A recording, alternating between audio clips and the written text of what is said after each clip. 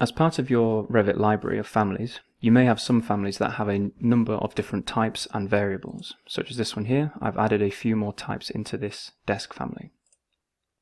However, within your project, you may not necessarily need all of those types. So, for example, if I load this into a blank project, place the desk, you can see that I've got these 5 family types here. However, I only need 1 or 2 of them, say.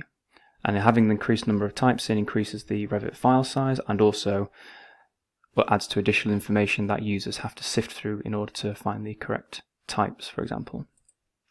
So I'm just going to undo to load the family. I'm going to go back to my family. So in order to manage this and only pick the certain types we want to use in our projects, we can create what's called Type Catalogues.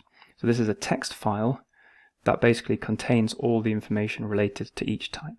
So to create that, we would go to File, Export, Family Types, and I'm going to place it just on the desktop, and it has to have the same name as the family that you are editing. So I'm going to save this as a text file, save. I'm then also going to save this family on the desktop as well, as the 2 families have to be located in the same place. So now that's done, I can go to my project. I can go to Insert, Load Family. I can go to my desktop. I'll delete this backup file. I will select this desk rectangular office, open, and you'll see we have this dialog box appear here, which shows me all the 5 types that I had built into my original family and all the associated parameters with that.